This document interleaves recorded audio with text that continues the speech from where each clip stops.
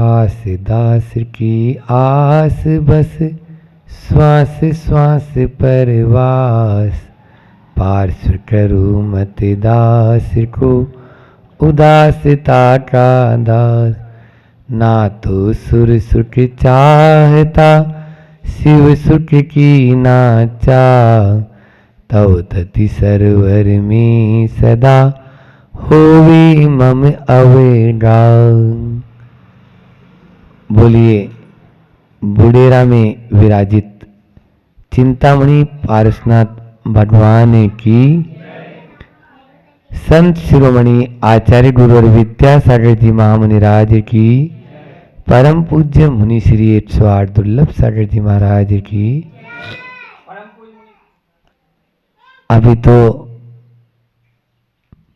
हम लोगों का बिहार काल चल रहा है, तो प्रतिदिन नए नए लोग, नए नए चेहरे, नए नए स्थान सब आते चले जा रहे हैं। ऐसे ऐसे भी स्थान जहाँ के कोई यकीन भी नहीं कर सकता कि यहाँ भी मंदिर है। आज ही हम आए एंड पहले रात्रि विश्राम लमेरा में था, वहाँ पर, और फिर डिकोरी में अंदर जाके मंदिर बताया, और वहाँ पर भी पारसनाथ भगवान की प्रतिमा। और यहाँ तो बहुत प्राचीन प्रतिमा बुडेरा में, दर्शन करते ही मन प्रफुल्लित हो गया। एक से बढ़कर एक प्रतिमाएं जिन्होंने भी विराजमान हैं। बंधुओं, श्रावक लोग जहाँ जहाँ रहे हैं वहाँ उन्होंने अपना घर बाद में बनाया है, पहले जिन मंदिर बनाया है। पहले जिन मंदिर बनाया है क्योंकि वो जानते हैं कि हमें जन्म मिल गया है, जीवन मिल गया है, लेकिन संस्कार जब तक नहीं होंगे तब तक इस जन्म और जीवन की कोई कीमत नहीं है। संस्कार विहीन जो जीवन है वो पशु के तुल्य माना गया है, और संस्कार से सहित जो जीवन है वो, संस्कार से जो सहित जीवन है वो हमें नर से नारायण बनाने की योग्यता रखता है। इसलिए बात वही चल रही है। कल हमने हटा में बताया कि 4 शब्द थे, 2 अक्षर का शब्द क्या था, याद है कि नहीं है? लक। 2.5 अक्षर का भाग्य, 3 अक्षर का नसीब, 3.5 अक्षर का किस्मत, लेकिन इन सब से भी ऊपर है 4 अक्षर का मेहनत। यदि मेहनत होगा तो ये चारों के चारों आपके होंगे, और यदि मेहनत और पुरुषार्थ नहीं होगा, परिश्रम जीवन में नहीं करेंगे, तो किसी ने सत्य कहा है कि कुएं के समान दौलत भी यदि आपको मिल जाएगी तो एक दिन वो भी खाली हो जाएगी। इसलिए मेहनत करना हमारा सबसे पहला कर्तव्य होना चाहिए। आप देखिए, चिड़िया एक छोटा सा जो पक्षी है, लेकिन वो भी जैसे ही भोर होती है, सवेरा होता है, अपने घोंसले को छोड़ती है और उड़ चली जाती है दाना पाने के लिए। हर प्रकृति की कोई भी आप यानी जो है ना चीज को देख लीजिए आप, वह मेहनत करना जानता है। समझ में आ रहा है?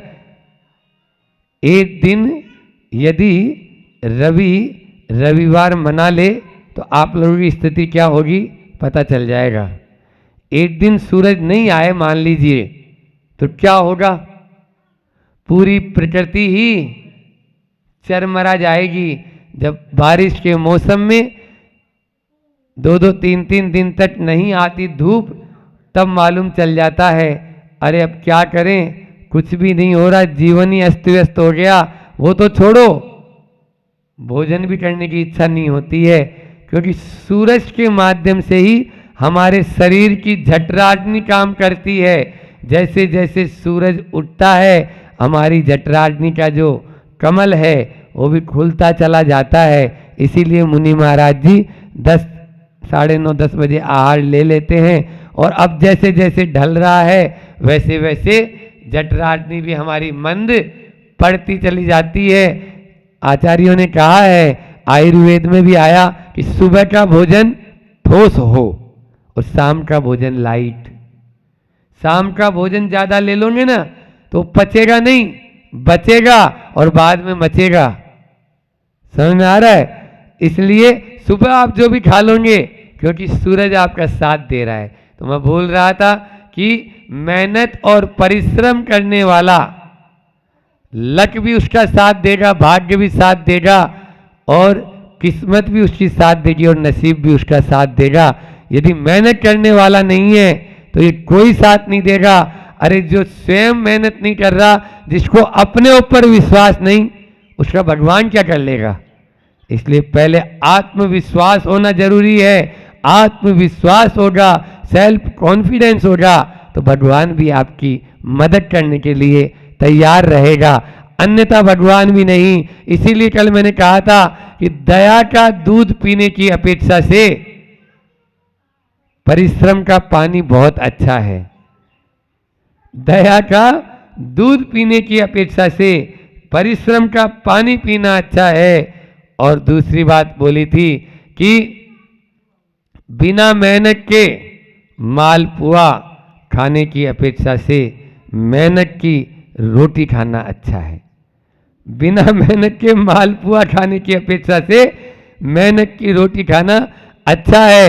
3 तरह की कमाई भी कल मैंने बोली कि एक होती है जो बाप कमाई, बाप ने कमाया था तो खा रहे, बाप दादा धर गए तो चल रहे हैं। दूसरी पाप कमाई, पाप कर रहे हैं और कमा कमा के खा रहे हैं। तो बाप कमाई और पाप कमाई साथ देने वाली नहीं, साथ देगी तो आप कमाई साथ देगी। आप कमाई है, पिताजी ने जो छोड़ के गए, जो हमारे पूर्वज छोड़ के गए, उस संपदा को, उस संपत्ति को आगे और बढ़ाना है ताकि जो आने वाली पीढ़ी है वो भी अपना इसी तरह से छोड़ छोड़ कर चले जाएं और धर्म, देश और विश्व का कल्याण होता चला जाए। यही भावना होती है। आज आप लोगों ने यहाँ सार्वजनिक मंच पर बैठाया है, रामलीला होती है यहाँ पर, तो ये पूरा का पूरा रामलीला ही है। संसार जो है वो उन्हीं की है। इसलिए जो कल परसों उदाहरण मैंने ऐसे ही बैठे थे सब लोग, तो एक जहाँ पर रुके थे हम लोग, वहाँ पर लोगों को बताया, अजय इनका घर था, वो लोधी थे, कि राम की बड़ी महिमा अपरंपार है। एक बार उदाहरण याद आ गया कि सेतु पर लंका विजय के लिए सेतु बनाया जा रहा था, तो पत्थरों पर जय श्री राम, जय श्री राम, जय श्री राम लिखकर पानी में छोड़ा जा रहा था और पत्थर ऐसे तैरते तैरते जा रहे हैं, उन पे से पूरी सेना उस पार चली जाएगी। नल, नील, सुग्रीव, जामवंत, हनुमान सब लगे। अब रामचंद्र जी दूर से देख रहे थे कि इतने सारे लोग, मेरे सब पूरी सेना लगी है, चलो मैं भी हाथ बटा दूं। भगवान तो होते ही हैं, सब पे करुणा निधान होते हैं, उनकी करुणा दृष्टि जो है वो आए। एक बड़ा सा पत्थर उठाया, पानी में डाला, अब वो डुड़ डुड़ डुड़ डुड़ करके नीचे चला गया। इधर सामने हनुमान ने देख लिया उनको ये करते हुए। अब हनुमान बहुत जोर से हंसे। अब हंसे तो उन्होंने बोला, ए हनुमान इधर आ। बोले, जा बात कोई को कहियो नहीं, जा बात कोई को कहियो नहीं।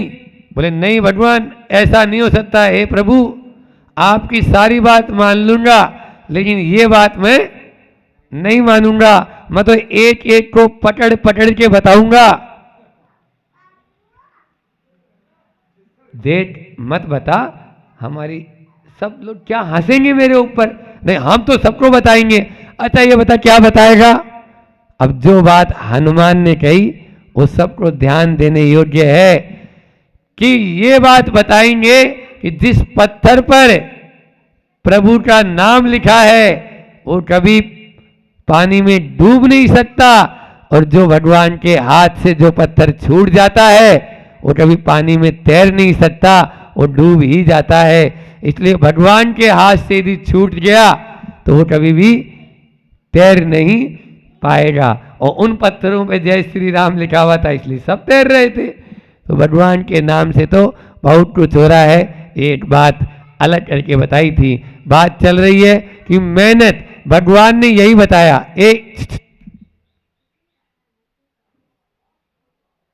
भगवान ने यही बताया कि मेहनत की और खून पसीने की कमाई से खाओगे तो वो आपके आड़े आएगी, आपको गुण करेगी, आपको ऊंचा उठाएगी।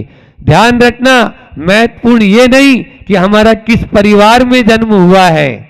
कई लोग बोलते हैं हम तो महाराज बहुत गरीब हैं, हम तो ऐसा कुछ कर ही नहीं सकते। आपने अपने आप को मान लिया है। ध्यान रखो, एक चाय बेचने वाला भी प्रधानमंत्री बन सकता है, नहीं बन सकता है? कौन है अभी देश के प्रधानमंत्री? जब गरीब से गरीब व्यक्ति घर में जो झुग्गी झोपड़ी में जन्म लिया वो भारत का राष्ट्रपति बन सकता है, वो भारत का प्रधानमंत्री।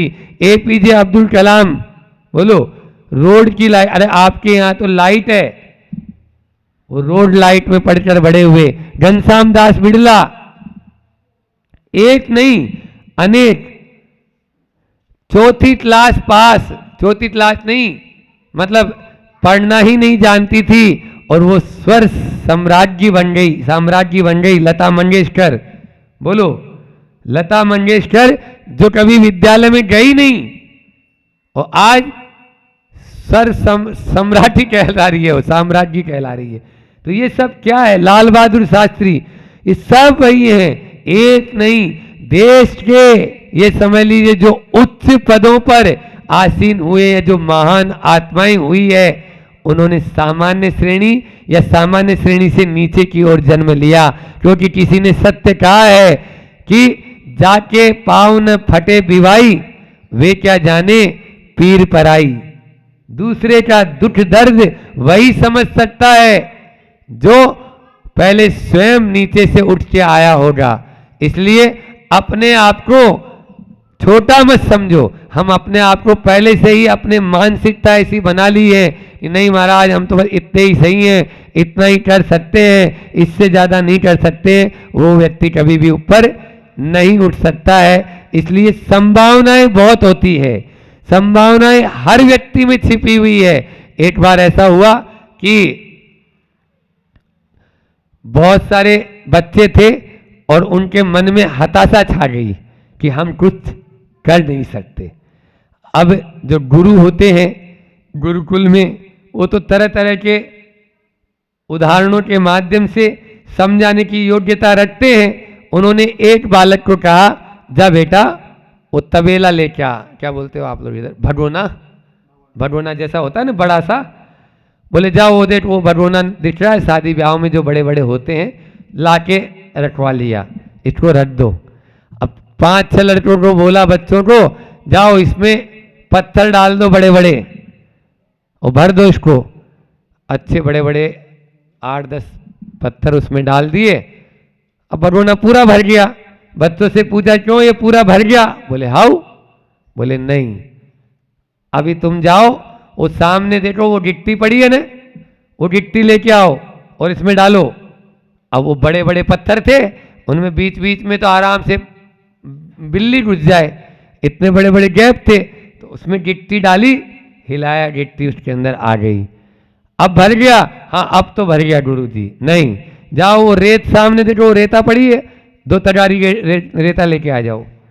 2 तगारी रेत लेके आए, उसमें डाली, हिलाया, वो भी उसमें चली गई। बोले अब तो पूरा भर गया, देखो पूरा ऊपर तक हो गया है। बोले अभी भी नहीं, जाओ 2 बाल्टी पानी लेके आओ। 2 बाल्टी पानी लेके आए, उसमें 2 बाल्टी पानी भी चली गई। बोलो संभावना थी या नहीं? अब अपन ये मानते नहीं, भगोना तो भर चुका है, अब इसमें 1 इंच भी जगह खाली नहीं है, तो कैसे करेंगे? ऐसा नहीं है। जब सारे के सारे दरवाजे बंद हो जाते हैं, किसी ने कहा है कि 100 दरवाजों में से 99 दरवाजे बंद है, अब 1 दरवाजा था, बस वो आपको खोलना था, लेकिन आप थक कर बैठ गए, उसका कभी भी, हारने वाले का, मैं हारने वाले को कभी बुरा नहीं बोलूंगा, लेकिन जिसने हार मान ली है, जो हारा है वो तो एक न एक दिन जीत जाएगा, लेकिन जिसने अपनी हार पहले ही मान ली वो कभी जीत पाएगा। इसलिए मन से कभी मत हारो। थक गए हैं तो थोड़ा विश्राम कर सकते हो, लेकिन हार गए हैं तो 3 काल में आपको कोई भी नहीं समझा सकता है। थकना और हारना दोनों में बहुत अंतर है। महाराज हम तो जिंदगी से हार गए तो कैसे होगा? हाँ, थक गए हो कोई बात नहीं, अभी कर्म का उदय है, थोड़ा सा विश्राम कर लो, कर्म फिर से उछाल मारेगा, फिर से हम वापस ऊपर के ऊपर चले जाएंगे। इसलिए चाबी का गुच्छा देखा आपने, बहुत सारी चाबियां होती है उसमें, तो एक चाबी के गुच्छे में जितनी चाबियां हैं, ऐसा नहीं कि सारी अपन ने लगा ली, खुली नहीं रहा है, एक न एक चाबी से जरूर वह खुलेगा। तुम कोशिश तो करो, प्रयास तो करो, बस प्रयास करना हमारा काम है, परेशान होना हमारा काम नहीं होना चाहिए। किसी ने सत्य कहा है कि हाथ की रेखाएं, बहुत सारे लोग होते हैं ज्योतिषाचार्य को दिखाने लगते हैं कि हाथ की रेखाएं दिखाने वालों पंडितों को, अरे किस्मत तो उनकी भी होती है जिनके हाथ ही नहीं होते। बोलो, हाथ की रेखा दिखाने वालों, किस्मत तो उनकी भी होती या नहीं होती जिनके हाथ ही नहीं होते, बल्कि वो भी अपने जीवन में ऊंचाइयों को छू लेते हैं। इसलिए ज्यादा जो है करने की आवश्यकता नहीं है। हम लोग पहले से मानसिकता को नेगेटिविटी, नकारात्मकता की ओर ले जाते हैं, इसलिए हम हताश हो जाते हैं। एक बार ऐसा हुआ कि एक व्यक्ति गया ज्योतिषाचार्य के पास में, उसने अपना हाथ दिखा दिया।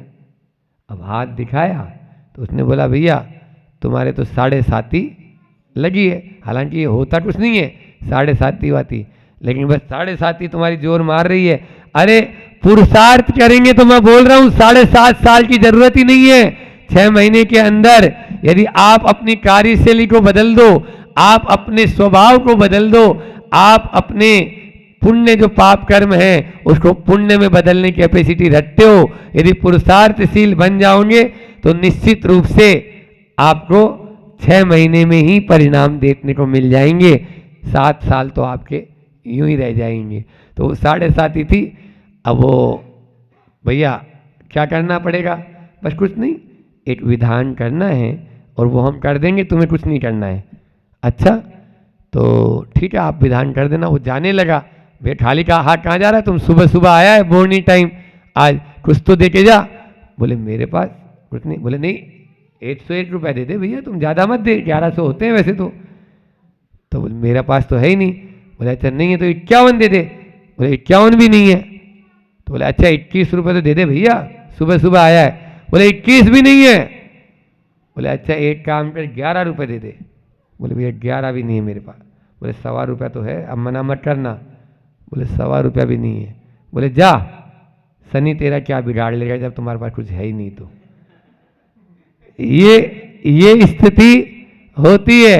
इसलिए सबसे बड़ा ग्रह जो है ना, सबसे बड़ा ग्रह क्या है पता है? परिग्रह।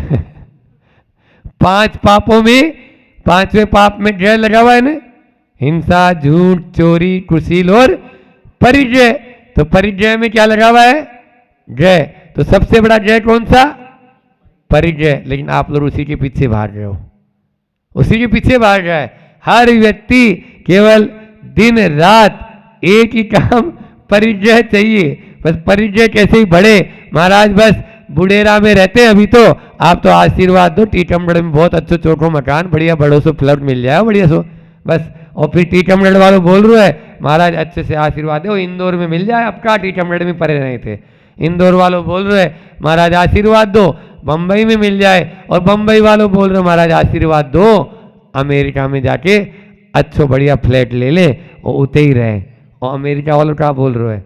बोले हमें महाराज धरती पे नहीं रहना, हमें तो चांद पे बनाने, आप तो आशीर्वाद दो, वो तो चांद पे हम अपना फ्लैट ले लें। अब बोलो क्या होगा? क्या ऐसे व्यक्ति को शांति मिलेगी? क्या ऐसे व्यक्ति को सुख मिलेगा? क्या ऐसे व्यक्ति कभी समृद्ध हो पाएंगे? क्या ऐसे व्यक्ति कभी अपने जीवन में सुखी हो पाएंगे? 3 काल में सुखी नहीं हो सकते हैं। अरे सुख बाहर नहीं, सुख तो यहाँ है। यहाँ जहाँ बैठे हैं वहाँ सुख है। हम सुख बाहरी पदार्थों में खोज रहे हैं, जबकि बाहरी पदार्थों में सुख नहीं है, अपनी आत्मा में सुख है। जहाँ हमारी स्थिति तो उस हिरण की तरह है जो प्यास से मारा प्यासा है और दौड़ लगाया जा रहा है, दौड़ लगाया जा रहा है। वो राजस्थान में मृगमरीची का, अभी आपके यहाँ बुंदेलखंड में भी ये जो थोड़ी और ततुरी, ततुरी क्या बोले तो ततुरी, तो वह ऐसे चिलकत है, वह चमकत है रोड पे। तो अब वो हिरण देखता है, देखो पानी वहां पर है, पानी वहां पर है, या कस्तूरी की खुशबू वहां से आ रही है। इस प्रकार से कस्तूरी उसकी नाभि में है और वो दौड़ लगा रहा है, दौड़ लगा रहा है, दौड़ लगा रहा है। ऐसे ही हमारी स्थिति है, हम भी दौड़ते जा रहे हैं, दौड़ते जा रहे हैं। और किसी ने कहा है कि दौड़ते ही दौड़ते दम तोड़ता है आदमी, दौड़ते ही दौड़ते दम तोड़ता है आदमी, और कुछ भी उसके हाथ नहीं रहता है। वो केवल मात्र इस संसार से चला जाएगा, खाली हाथ आया था और खाली हाथ ही चला जाता है। लेकर न कुछ आया था और लेकर कुछ न भी जाने वाला है। फिर क्यों हाय हाय हो रही है, फिर भी नहीं समझ में आ रही। संत कहते हैं इसको हमें समझना बहुत जरूरी है। 4 बातें आपको बताएं आज के परिप्रेक्ष्य में कि किस प्रकार से हमें मेहनत करना है। तो सबसे पहले अपना लक्ष्य बनाओ। क्या बोला? लक्ष्य बनाओ। चाहे जैन हो यहाँ पर उपस्थित, मैं ऐसा नहीं बोल रहा हूँ, जैन जैनेतर सबके लिए एक ही बात होती है। आग होती है ना, आग, आगी जाना तो हाउ, हाँ जा, तो बुंदेलखंडी बहुत अच्छी लगी, हाउ हमारे गुरुजी बहुत खुश हो जाते। तो आगी बुडेरा में भी रहो तो भी जलाते, और टीकमगढ़ में जाओ तो उते भी जलाते, और अमेरिका चले जाए तो वहां भी जलाएगी। जिस प्रकार से अग्नि अपना स्वभाव नहीं छोड़ती, उसी प्रकार से धर्म भी अपना स्वभाव नहीं छोड़ता है। कहीं पर भी जाओ आप, चाहे कोई से भी मंदिर में जाओ, किसी में भी जाओ, सब में एक ही बात है कि पाप से बचना है और पुण्य को बढ़ाना है, और कोई बात होती नहीं ना। इसके अलावा क्या बोलेंगे? वही रहता है, एक ही अपना जो है ध्येय लक्ष्य रहता है। तो सबसे पहला लक्ष्य बनाओ। क्या बोला मैंने? हाँ, मेहनत करेंगे, मेहनत तो करते हैं लेकिन लक्ष्य नहीं है। तो लक्ष्य ही नहीं है तो लक्ष्य विहीन यात्रा यात्रा नहीं, भटकन है। लक्ष्य विहीन यात्रा यात्रा नहीं है। अब यही पता नहीं है कि हम चल क्यों रहे हैं। एक आदमी बहुत तेजी से दौड़ता हुआ जा रहा था, भागे जा रहा था, भागे जा रहा था। उससे पूछा, क्यों भाई कहां जा रहे हो? वो पता है क्या बोला? पता नहीं। उसने क्या बोला? पता नहीं। उसने बोला, भाई तुम कहां जा रहे हो, तुम्हें पता ही नहीं है? अच्छा ये तो बताओ तुम क्यों जा रहे हो? उसने क्या जवाब दिया? पता नहीं। उसने क्या जवाब दिया? पता नहीं। तुम कहां जा रहे हो पता नहीं, क्यों जा रहे हो पता नहीं। तो तीसरा प्रश्न और ठोक दिया, भाई ये तो बता दे।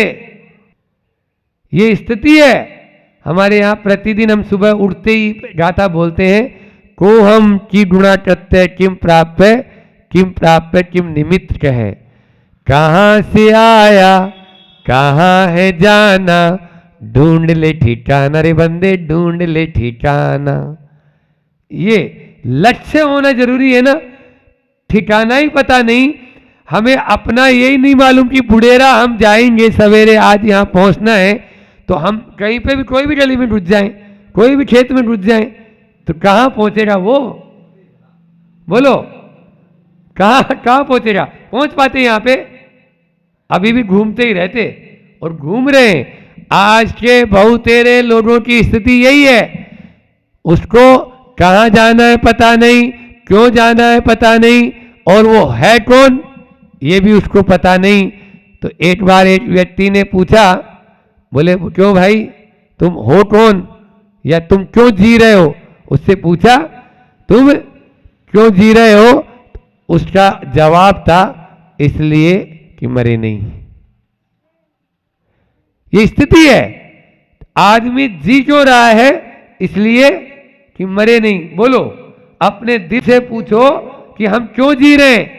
कोई पता नहीं, सब जी रहे हैं सो हम भी जी रहे हैं महाराज, सब सुन रहे हैं सो हम भी सुन रहे हैं, सब बैठे हैं सो हम भी बैठे हैं। ऐसा तो जीवन नहीं होना चाहिए ना। जीवन का एक लक्ष्य बनाओ, हमारा जीवन का लक्ष्य क्या है, हम क्यों आए हैं इस जगत में, हमें क्यों यहाँ पे जन्म लिया है? क्या ये जन्म और मरण क्या यही करते रहेंगे? ऐसा तो नहीं है।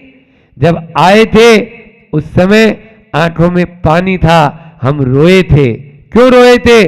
प्रभु बस अब जन्म न हो, मेरा ये अंतिम जन्म हो जाए, ऐसी भावना है। लेकिन वो तभी हो पाएगा, तुम आया जब जग रोया था, अब कुछ ऐसी करनी कर जा कि तू जाए तो जग रोए। तू आया था और तब तुम रोया था और जग हंसा था, अब कुछ ऐसी करनी कर जा कि अब तू हंसे और जग रोए। ये तभी होगा जब हम अपना लक्ष्य बना लेंगे। इसलिए अपना लक्ष्य बनाओ। दूसरी बात है योजना बनाओ। योजना बनाना है, लक्ष्य बना लिया, अब लक्ष्य तो बना लिया, योजना है ही नहीं। योजना दूर है, योजना दूर है। क्यों? क्योंकि जाना हमें दिल्ली है और टिकट मुंबई का ले रखा है। एक बार ऐसा हुआ कि एक रेल के अंदर दो यात्री बैठे थे, होता ही है, यात्री तो यात्रा कर ही रहे। अब वो ऊपर वाली बर्थ पे एक आदमी सो रहा था और बीच वाली बर्थ पे सरदार जी सो रहे थे, है ना। अब वो ऊपर वाला यात्री उनको बोलता है नीचे वाले, क्यों भाई कहाँ जा रहे हो? बोले कलकत्ता। कहाँ जा रहे हो? वो सरदार जी ने बोला कलकत्ता। वाह, भारतीय रेलवे ने क्या टेक्नोलॉजी चलाई है, ऊपर वाली बर्थ दिल्ली जा रही है और बीच वाली बर्थ कलकत्ता, मतलब उसको दिल्ली जाना था। ये स्थिति हो गई है आज के इंसान की भी यही है।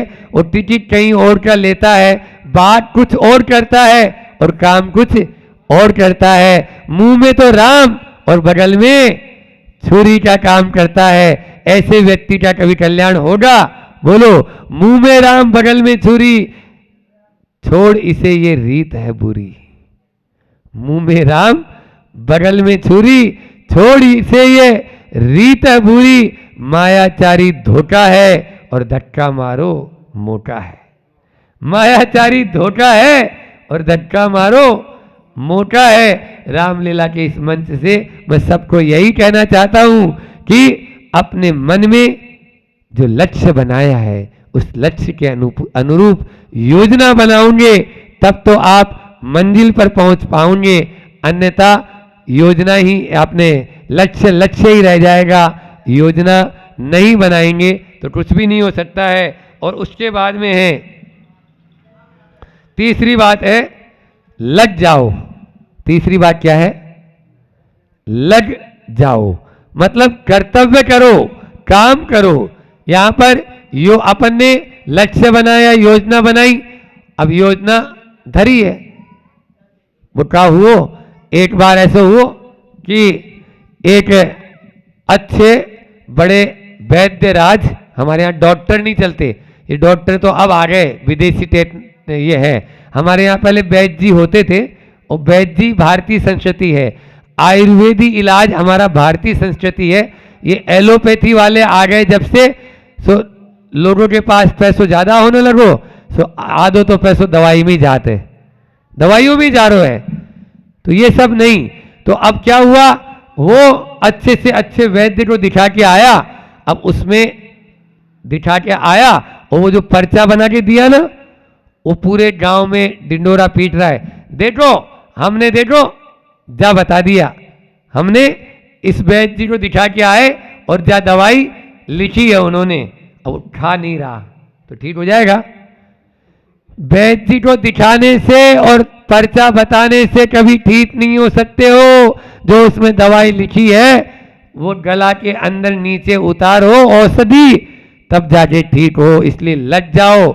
हम सब भगवान को पूछते हैं, भगवान का नाम इंग्लिश में क्या है बच्चे बताओ तो? GOD क्या है? गॉड यानी भगवान। तो GOD गॉड खुद बोल रहा है। G यानी गो, O यानी ऑन और D यानी ड्यूटी। गो ऑन ड्यूटी, आप अपनी ड्यूटी पर जाओ।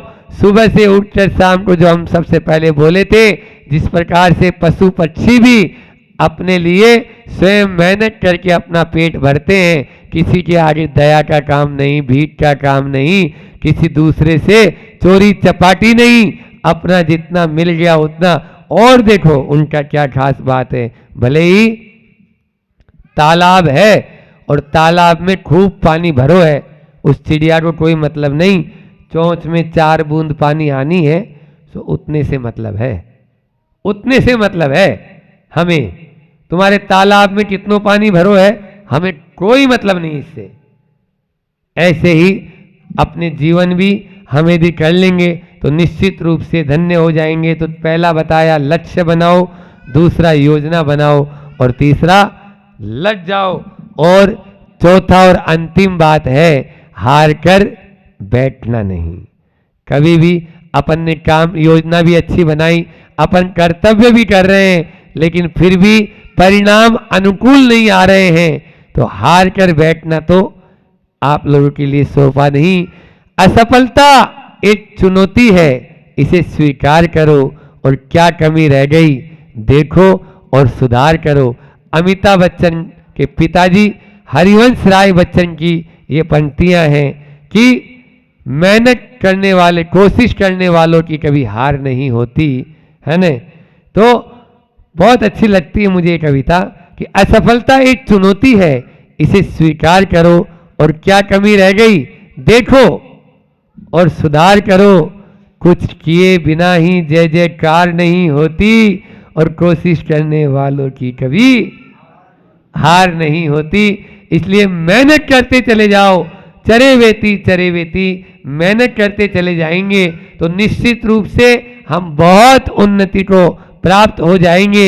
एक दूसरे को देखने की जरूरत नहीं, वो क्या कर रहा है। ऐसा हुआ, अंतिम एक कहानी छोटी सी सुना के अपनी वाणी को विराम करेंगे कि देखो मेहनत करने का क्या फल होता है। एक बार ऐसा हुआ, सुनो ध्यान से, एक बार ऐसा हुआ कि एक माँ के 7 बेटे थे। कितने बेटे? अब आजकल तो सरकारी आदेश हो गया कि 2 हम 2 हमारे 2, ये वाला सिस्टम नहीं। हालांकि गांव में तो अभी फिर भी बचे हुए हैं कि आराम से, हमारी संस्कृति ऐसी कभी भी नहीं रही। हाँ, वासना को नियंत्रण में करने की शिक्षा हमारे आचार्य देते थे और देंगे और दे रहे हैं, लेकिन ये जो कृत्रिम उपाय से जनसंख्या को नियंत्रण किया जा रहा है, ये हमारी समझ में नहीं आता और इसके माध्यम से भारत गारत बनता जा रहा है। इसलिए ये कंसेप्ट हम तो नहीं मानेंगे। तो वहां पर सुधा सागर जी महाराज जी भी इसका बहुत विरोध करते हैं कि 7 बेटे थे, अब वो लेकिन सब निकल्ले, सब बिल्कुल आलसी, कोई काम नहीं, फ्री फोकट में मिल जाए तो खा ले बस। अब माँ को तो शिक्षा देनी है, क्या करें, लेकिन माँ भी हार गई उनके आगे, कुछ नहीं हुआ। अब कितने दिन चलेगा, घर में जितना है वो कितने दिन चल पाएगा। अब धीरे धीरे ऐसा हुआ कि सारा का सारा जो खजाना था वो खाली होता बीत ही जाता है। अब इधर बड़े बेटे की शादी का समय आया, विवाह का समय आया, तो सब सातों ने सोचा इसका ब्याह कर दो, शादी कर दो, विवाह कर दो, तो वो जो भाभी आएगी वो दहेज लेके आएगी, तो कुछ दिन तो अपना पेट भरेगा, तो अपन खा लेंगे। तो कर दिया विवाह, विवाह कर दिया। अब विवाह हो गया तो जितना माल में आया वो भी खा पी के कितने दिन चलेगा, खा लिए। अब ये जो बहू आई इसको परेशान करें कि नहीं और मंगवाओ तुम अपने मायके से, वो काय को मंगवाए, वो बहुत समझदार थी। तो वो अपने देवरों को बोलती है और अपने पति को, सुनो ध्यान से, कल से कोई भी खाली हाथ नहीं आएगा, काम करके आएंगे, अन्यथा उसको रोटी नहीं मिलेगी। उस भाभी ने क्या बोला, अन्यथा उसको कुछ भी करो तुम भले, लेकिन काम करके कुछ लाना। अब ये लोग तो आराम से कबड्डी खेल रहे हैं, खो खो खेल रहे हैं और अपने गांव भर के साथ में और ताश पत्ती ये सब कर रहे हैं, काय के लाने, कमाने जाने ही नहीं ना, आलसी टट्टू है वो सब सारे के सारे। अब शाम हो गई तो इनको चिंता हुई, आज तो भैया घर में घुसने न मिले, अपन कछु तो करो। तो एक को मजाज सूझी, वो देखो वो सांप मरो है ना, वो मरो सांप डाल दे अपन, बोले हमें तो यही मिलो, अब सारी दिन भर मेहनत करी सो ये सांप मिला हमें तो। अब वो मरा, चलो भैया सातों के सातों बेटे भाई उठा ले गए, चले गए। अब वो लाके और जैसे ही पहले बोला क्यों तुम लोग कुछ लेके आए, बोले खूब मेहनत करी कोई ने काम दिया ही नहीं, हम तो पूरे दिन भर मेहनत करते रहे, ये मरा हुआ सांप मिला। अच्छा एक काम करो, इसको लाठी से छत पे फेंक दो, लाठी से छत पे फेंक दो और आ जाओ। छत पे फेंक दिया, आ गए, उनको भोजन करा दिया। दूसरे दिन ही जो राजा था वहां का, उसकी रानी का 9 लक्षा हार चोरी हो गया और उसने घोषणा कर दी यदि कोई भी 9 लक्षा हार लाके देगा तो 1 लाख रुपए उसको मिलेंगे और उससे कुछ भी नहीं पूछा जाएगा, वो कौन है क्या है कैसे गया, बस खाली हार लाके दे दे। इधर ये जो भाभी थी वो ऊपर सफाई करने गई, वहां देखा ये 9 लक्षा हार यहां कैसे, और डिंडोरा पीटा हुआ था ही, बोले ये तो राजा रानी का है, ये तो, और राजा 1 लाख रुपए बोला भी है, लेकिन यहां कैसे आया, जरूर कोई पक्षी वहां से उठा के लाया होगा, चोंच में कोई बाज कोई गिद्ध कोई चील, और इस सांप को मरा देख के इसको उठा ले गया और उसको यहां छोड़ गया। उसने उस हार को उठाया और राजा के सामने जाके हकीकत बोल दी, ऐसी ऐसी बात है, ये सातों काम नहीं करते थे, इन्होंने मेरे गले में डालने के लिए ये सांप लेके आए थे कि नहीं भाभी को आज यही करेंगे, वो हमेशा के लिए काम बताना बंद कर देगी, लेकिन मैंने बोला नहीं ऊपर छत पे फेंक दो और आपका ये। अच्छा उन्होंने काम भी दे दिया और 1 लाख रुपया भी दे दिया। देखो मेहनत, बिना मेहनत का वो मरा हुआ सांप भी लाए तो 1 लाख मिल गया।